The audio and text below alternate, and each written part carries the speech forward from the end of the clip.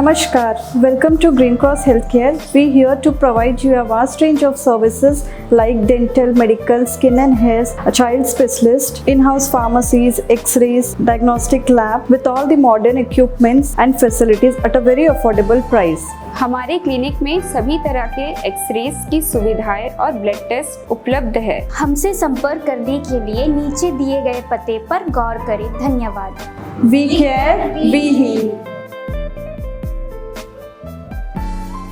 नमस्कार, मैं अनीता न्यूज़ अंडमान 24/7 में आप सभी का स्वागत करती हूँ। डिब्रेड के बच्चों का मामला अभी भी खत्म नहीं हुआ है। फिलहाल हमारे अंडमान की चीफ सेक्रेटरी द्वारा दी गई 1 हफ्ते के समय का बच्चे इंतजार कर रहे हैं और चाह रहे हैं कि यह मामला सुलझ जाए और उन्हें अपनी पढ़ाई पूरी करने का हक मिले। आज डिब्रेड के बच्चों द्वारा रखी गई प्रेस कॉन्फ्रेंस में उन्होंने साफ साफ उन पर हुए जुल्मों को बताया। साथ ही वे जनता से भी विनती करते हुए दिखे। उन्होंने यह प्रेस कॉन्फ्रेंस अपनी ओर की बात जनता को समझाने के लिए किया है और वे उम्मीद कर रहे हैं कि पूरा अंडमान निकोबार उनका सहयोग करे। चलिए हम आपको सीधे बच्चों के प्रेस कॉन्फ्रेंस पे ले चलते हैं। आज हम डिब्रेड के स्टूडेंट्स यहाँ प्रेस कॉन्फ्रेंस कर रहे हैं अंडमान के पब्लिक को एड्रेस करने के लिए और हमारे साथ जो सपोर्टर्स हैं हमें सपोर्ट कर रहे हैं उनको एड्रेस करने के लिए। हमारे साथ जो सपोर्टर्स हैं उनको एड्रेस करने के लिए तो सबसे पहले भाई हम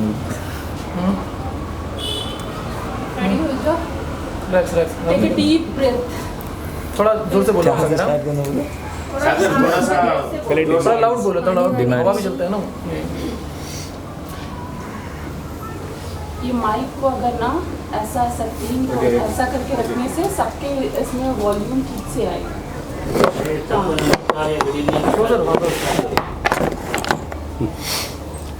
थोड़ा लाउडली।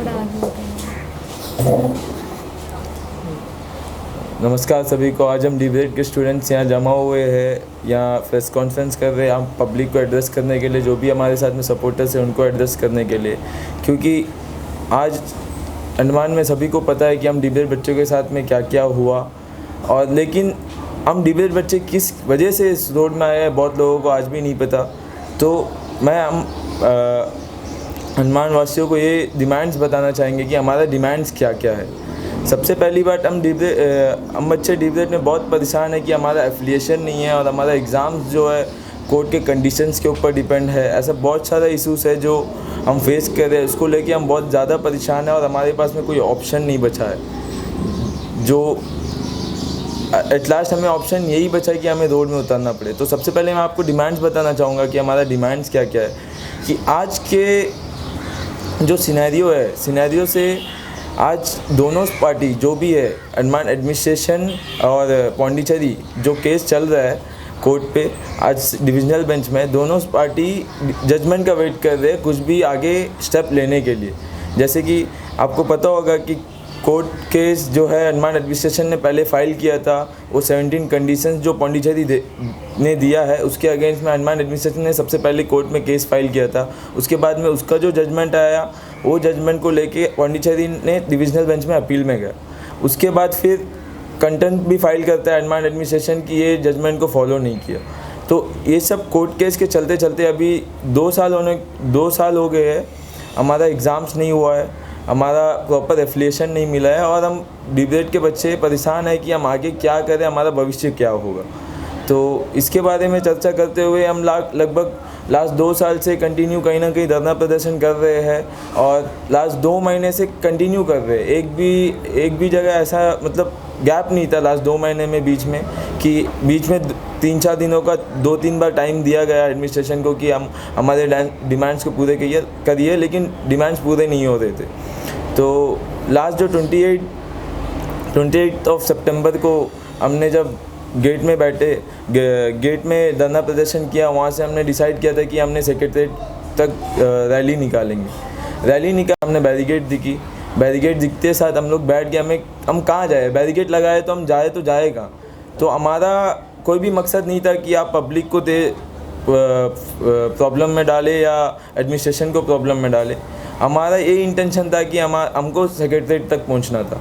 हमें सेक्रेटरीट से पहले रोका गया, इसलिए हमने डेयरी फॉर्म में बैठ गए और डेयरी फॉर्म में बैठे हमने ऐसा किसी को भी ज़्यादा तकलीफ़ नहीं दिया कि एम्बुलेंस आया तो एम्बुलेंस को अलाउ किया, कोई लेडीज़ लेबर पेन में आ रही है तो उनको अलाउ किया, हैंडीकैप जो भी आ रहे हैं, जो दिव्यांग लोग हैं उनको अलाउ किया।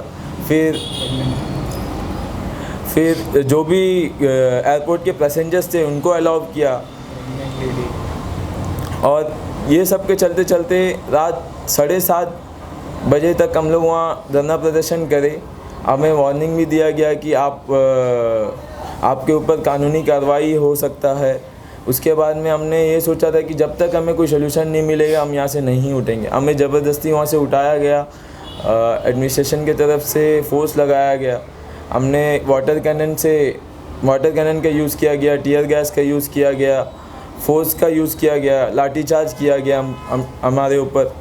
ये सब के चलते चलते हम बच्चों में से बहुत बच्चे जो है हॉस्पिटलाइज भी हुए, जिसमें एक का टांग टूटा, जिसमें एक स्टूडेंट था जो अनकॉन्शियस हो गया था वाटर कैनन के छाती में लगने के कारण। और बहुत गर्ल्स भी थे जो एडमिट थे, जिसमें कोई अनकॉन्शियस हो गया था, किसी को वीकनेस था, किसी को बहुत सारे ऐसा इंजरीज भी हुए जो सामने नहीं आए, लेकिन आज भी हम स्टूडेंट्स उसको फेस कर रहे हैं वो प्रॉब्लम्स को। तो ये सब के चलते चलते अभी पब्लिक के बीच में बहुत सारी कन्फ्यूजन्स है कि डिबेट्स के बच्चे का प्रॉब्लम सॉल्व हुआ या नहीं, या इस पर एडमिनिस्ट्रेशन ने क्या स्टेप लिया और हमारा मांग क्या था, ये सब को क्लियर करना बहुत ज़रूरी है। तो अभी कुछ ऐसे पॉइंट्स उठते हैं कि कुछ ऐसे पॉइंट्स उठे हैं जिसमें बच्चे को गलत साबित किया जा रहा है। कहीं पे ट्वीट पे ये ट्वीट किया जा रहा है कि एम्बुलेंस को छोड़ा नहीं गया, कहीं पे ट्वीट पे ये ट्वीट किया जा रहा है कि फ़्लाइट्स बहुत लोगों के फ़्लाइट छूटे, बहुत टूरिस्ट के फ़्लाइट छूटे, और कहीं पे ट्वीट पे ये ट्वीट किया जा रहा है कि उल्टा जो स्टूडेंट्स है वो चार्ज हुए थे, बल्कि पुलिस नहीं चार्ज हुए थे। ये कहीं ना कहीं हमें जस्टिफाई करना होगा, और ये जस्टिफिकेशन के लिए हमने ये प्रेस कॉन्फ्रेंस रखा है। तो पहला मैं आपको बताना चाहता हूँ, हमने कोई एम्बुलेंस को नहीं रोका, कोई इमरजेंसी को हमने नहीं रोका। हम सब मिल के वहाँ बैठे थे, हम सब अपने मुद्दे को लेके बैठे थे। हमने सिर्फ और सिर्फ रोड ब्लॉक करने की सोची नहीं थी। हमने ये सोच के वहाँ पहुँचे थे कि हम सेक्रेटरीट जा रहे हैं, हमारे सामने बैरिकेड लगा, तभी हम वहाँ बैठे, और हमारा मकसद नहीं था कि रोड ब्लॉक करना। और अनमोल कुछ बोलना चाहेगा इसको लेके, 7:30 बजे के बाद में हमारे साथ में क्या हुआ। अराउंड 7:30 पुलिस वाले सब आए, हमें खींच तान कर बहुत बुरी तरीके से लेकर जाने की कोशिश कर रहे थे। तो जो खींचा ताने में बहुत सारे लोगों को चोट भी आई है, लड़कियों के कपड़े भी फटे हुए हैं, और फिर उसके बाद वाटर कैनन भी फायर किया गया, फिर उसके बाद उसके ऊपर से टीयर गैस भी। और ऐसा माना जा रहा है कि टीयर गैस पहला बार छोड़ा गया अंडमान में, और वो भी किसके ऊपर छोड़ा गया है? स्टूडेंट्स, डिबेट स्टूडेंट्स के ऊपर, जिसका कोई गलती नहीं हम। और ये water cannon fire, tear gas, ये तभी होता है जब कोई वायलेंस का प्रदर्शन किया जाता है। आप लोग सब वीडियो में देख रहे हैं, हमने कोई भी वायलेंस का प्रदर्शन बिल्कुल नहीं किया। हमारी तरफ से कोई भी किसी ने भी कुछ भी वायलेंस नहीं किया। तो हमारे पर ऐसा क्यों? पहली बात तो ये। और उसके बाद वहाँ पे जो भी पब्लिक सपोर्ट की लाए थे, मैं उन सभी को हाथ जोड़ कर धन्यवाद करना चाहता हूँ कि थैंक यू, आप लोग सब आए थे और हमारा सपोर्ट किया। और अगले दिन जहाँ पे भी प्रोटेस्ट निकला, हडबे हो गया, डिगलीपुर हो गया, मायाबंदर हो गया, सब जगह की पब्लिक को मैं थैंक यू बोलना चाहूँगा कि हमारे सपोर्ट है, उनका हमारे सपोर्ट है। और उसके बाद में फिर और आगे भी हम एडमिनिस्ट्रेशन का रिस्पेक्ट कर रहे हैं, पुलिस का भी रिस्पेक्ट करते हैं। हमें उन्होंने टाइम दिया है कि इतने दिनों के अंदर, 10 दिनों के अंदर वो लोग पूरा करेंगे हमारी मांगे। तो अभी उसके बाद जो भी होगा देखा जाएगा, उसके बाद हम स्टूडेंट डिस्कस करेंगे क्या करना है। फिलहाल के लिए बस इतना ही। Book your all domestic and international flight tickets online with Andaman Blue Bay Holidays, Andaman's first flight ticket online booking website. Log on to www.andamanbluebay.in. For group tickets, call or WhatsApp us at 993321 5764. हमें ये कहना है कि हम लोग उस दिन जो रोड ब्लॉक किए, मेरे को नहीं लगता है कि हमारे तरफ से वो गलती था। हमारा भी फंडामेंटल राइट है, राइट टू एजुकेशन, और हमारे साथ भी अन्याय ही हो रहा है एक तरफ से। इतने मन से हम बैठे और अभी तक कुछ भी सल्यूशन नहीं आया है। हमारे पास और कोई रास्ता ही नहीं बचा है, हम कैसे अपनी आवाज़ पहुंचाए सब तक। और मैं ये भी बोलना चाहूँगी कि उस दिन हम लोग पीसफुली बैठे थे और हमें ऐसा गर्ल मेरे को उस दिन बिल्कुल भी सेफ़ फील नहीं हुआ। पुलिस रहते हुए भी हमें ड्रैग कर लेकर गया और हमारे ड्रेस भी फट गए थे, हमारा ड्रेस फट गए थे, बाल पकड़ कर लेकर गए, चोट लगा, बहुत जन वहीं पर फेंट हो गए थे। देन हम लोग को सनसेट के बाद ऐसा पता है कि सनसेट के बाद वुमेन को पुलिस स्टेशन नहीं लेकर जा सकते, लेकिन हमें पुलिस स्टेशन लेके गए वो, और लेकर जाकर साइड में एक मतलब बस पर थे और साइड में अंधेरे पे कहीं खड़ा कर दिए। तो मुझे बहुत सफोकेशन हो गया था बस के अंदर, इतना कि मेरा हेल्थ बहुत ख़राब हो गया था और मुझे हॉस्पिटल जाना पड़ा। और इतना ख़राब हो गया था कि मुझे 1-2 दिन वहीं रहना पड़ा। तो मैं ये बोलना चाहूँगी कि हमारा गलती क्या है कि हम इतना सफ़र कर रहे हैं, हमें तो बस हमारा हक चाहिए। तो मैं सबसे रिक्वेस्ट करती हूँ कि जब तक हमारा सल्यूशन नहीं आता तब तक हमें सपोर्ट करिए और जल्द से जल्द इसका सल्यूशन निकालिए। मैं ना आप लोगों से जानना चाहूँगा कि आज का जो प्रेस कॉन्फ्रेंस है मेन आप लोग जो कर रहे हो, क्या बताना चाह रहे हैं आप? कि उस दिन की सफाई बता रहे हो या कुछ नया कुछ वो करना चाह रहे हो? देखिए, हमारा हिसाब से हमें बहुत सारे जगह में, बहुत सारे वीडियोस में हमें गलत साबित किया जा रहा है, ट्वीट में गलत साबित किया जा रहा है। तो हम इसका जस्टिफिकेशन देने, पब्लिक को इसका जस्टिफिकेशन देने आए हैं और सबको क्लियर करने आए कि हम किस वजह से लड़ रहे हैं और हमारे साथ में क्या क्या हुआ। सागर बिल्कुल सही।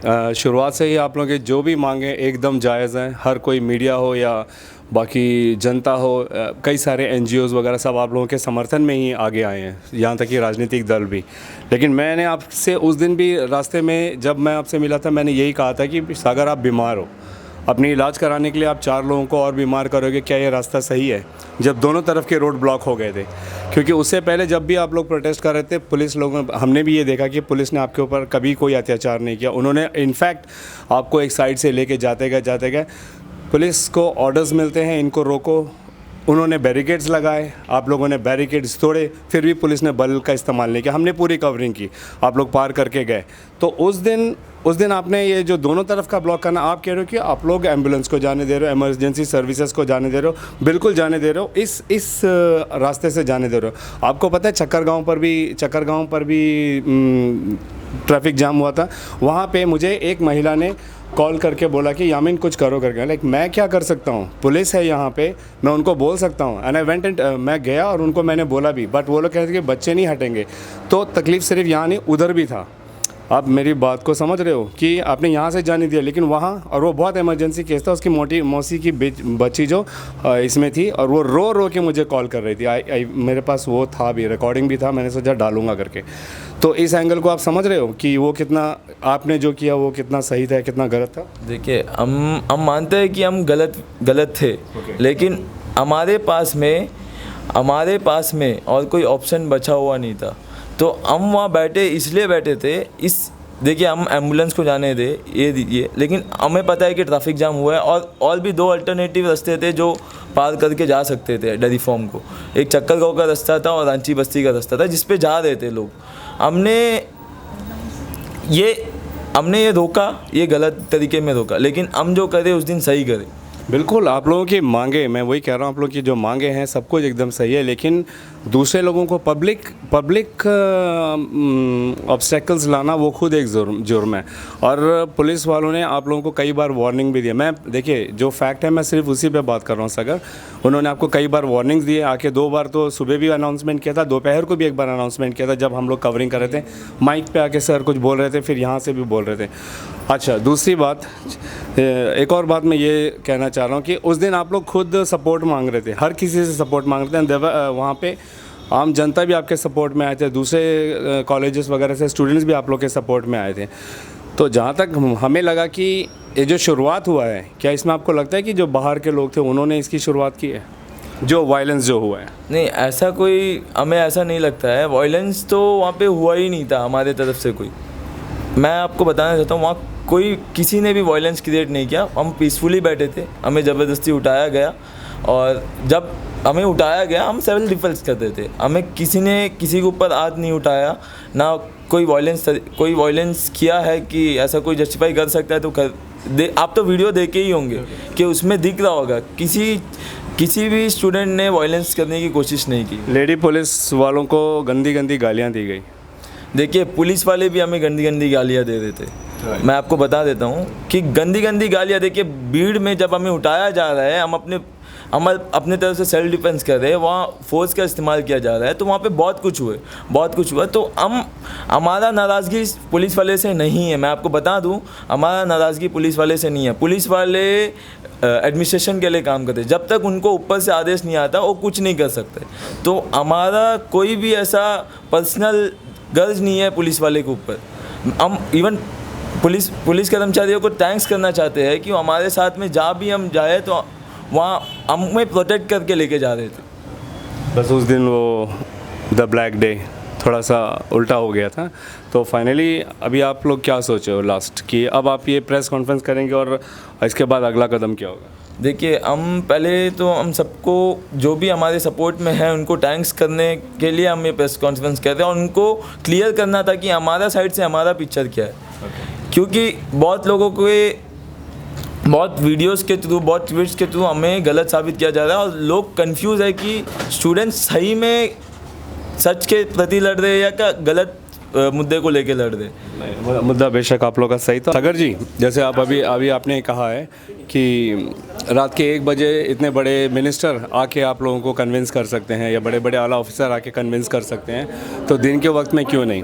तो क्या आप ये चाह रहे हैं कि जब भी आप लोग स्ट्राइक करें तो कोई बड़ा ऑफिसर ही आए? क्या ये पुलिस का एक कांस्टेबल भी अगर आप लोगों को माइक में या आके समझाता है, उसके कोई मायने नहीं होते? देखिए, पुलिस जैसा, देखिए हमारा जो सोल्यूशन है एडमिनिस्ट्रेशन ही निकाल सकता है, पुलिस कर्मचारियाँ निकाल नहीं सकते। पुलिस आपके सॉल्यूशंस निकालने के लिए नहीं आए, पुलिस आपको लॉ एंड ऑर्डर ब्रेक करने से रोकने के लिए आए। आपको जो हुआ उस दिन लॉ एंड ऑर्डर एक तरीके का ब्रेक हुआ। सागर, हमारी पूरी सिंपैथी आपके साथ है, हमारी पूरी सपोर्ट आप बच्चों के साथ है। मैं दूसरे एंगल से ही बात कर रहा हूँ, जो उस दिन जो हुआ, जिसको अंडमान में ब्लैक डे जैसा मनाया जा रहा है सोशल मीडिया पे, मैं उस दूसरे एंगल की बात कर रहा हूँ। तो पुलिस का अगर एक कांस्टेबल आप लोगों को कहता है कि आप लोग गलत कर रहे हो, कानून को अपने हाथ में ले रहे हो, बच्चों ऐसा मत करो, तो क्या आपके लिए वो मायने रखता है? देखिए, बच्चों ऐसा मत करो, वो मायने तो ज़रूर रखता है, लेकिन हमें सोल्यूशन लेके आके कौन दे सकता है? हम ये पूछ रहे हैं कि अगर पुलिस कर्मचारियाँ इतना बोल सकते हैं तो पुलिस कर्मचारियाँ ये भी एडमिनिस्ट्रेशन को जाके बोल सकते हैं कि हम बच्चे ये प्रॉब्लम फेस कर रहे हैं इतने सालों से। जैसे कि आपको पता होगा कि सारे पुलिस कर्मचारियाँ ड्यूटी पे लगे होते हैं जब भी हम धरना प्रदर्शन करते हैं, उनको भी परेशानी का फेस करना पड़ रहा है। उनको अलग से स्पेशल ड्यूटी लगाया जाता है, रात भर जब भी हम धरना प्रदर्शन करते हैं रात भर हमारे साथ में होते हैं। तो वो भी तो ये अपने तरफ से बोल सकते हैं कि हमारे को इतना प्रॉब्लम का फेस करना पड़ रहा है। अभी मैं आपको बता दूं 80 to 90% सारे पुलिस कर्मचारियों को पता है कि प्रॉब्लम क्या चल रहा है। हम सारे पुलिस कर्मचारियों से बात करते हैं और पर्सनली हमसे बात करते हैं कि पूछते हैं कि क्या प्रॉब्लम है। हम सबको बताते हैं कि ये प्रॉब्लम है, क्योंकि कल को उनके बच्चे भी यहीं पढ़ेंगे। तो वो ये उनको अच्छे से पता है कि हम स्टूडेंट्स जो है गलत नहीं है। और हमारे सवालों का जवाब देने का आपका बहुत बहुत थैंक्स। ठीक है, एट लास्ट मैं अंडमान के सारे पब्लिक जो हमारे पीछे प्रॉब्लम को फेस करना पड़े उनको मैं सॉरी बोलना चाहूँगा। और आगे हमें जब तक का सोल्यूशन नहीं मिलता है इस प्रॉब्लम का, तो हमारे साथ में रहिए, हमें सपोर्ट करिए, क्योंकि कल को एक ही इंजीनियरिंग कॉलेज है जिसपे आपका बच्चा भी, आपका स्टूडेंट्स जो है यहाँ के आइलैंड के जो भी स्टूडेंट्स आगे जाके वहीं पढ़ेंगे।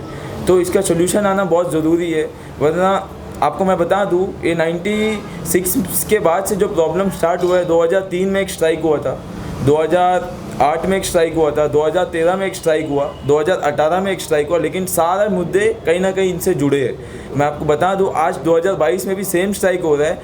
इससे पहले यहाँ मीडिया नहीं थी, मीडिया के थ्रू भी हम इस मैटर को ऊपर तक का लेके गए, और इससे पहले ऐसे बहुत कम लोगों को पता चल रहा था कि ये प्रॉब्लम एक्चुअल में हुआ क्या है। अभी इस प्रॉब्लम जैसे आपको पता चला, इस प्रॉब्लम का सोल्यूशन आना बहुत ज़रूरी है, क्योंकि कल को हम आइलैंडर्स इस प्रॉब्लम को फेस करेंगे और कोई फेस नहीं करेगा। तो मैं आप सभी को सपोर्ट करने के लिए बोल रहा हूँ कि आप सभी हमारे साथ में रहिए और सपोर्ट करिए जब तक कि इस प्रॉब्लम का सोल्यूशन नहीं आ जाता। Thank you. उम्मीद करते हैं कि डिब्रेक के बच्चों की समस्या का हल जल्द से जल्द निकले। बच्चे परेशान और काफ़ी मायूस हो चुके हैं पिछले 2 महीनों से। हम न्यूज़ अंडमान 24/7 की टीम भी यही चाहती है कि ये मामला जल्द से जल्द सुलझे और डिब्रेक के principal Shri Utpal Sharma ji, education department और एडमिनिस्ट्रेशन बच्चों के भविष्य को खराब होने से बचाने के लिए हर मुमकिन प्रयास करें। इसी के साथ मैं अनीता न्यूज़ अंडमान 24/7 से आज की इस कड़ी से विदा लेती हूँ। नमस्कार।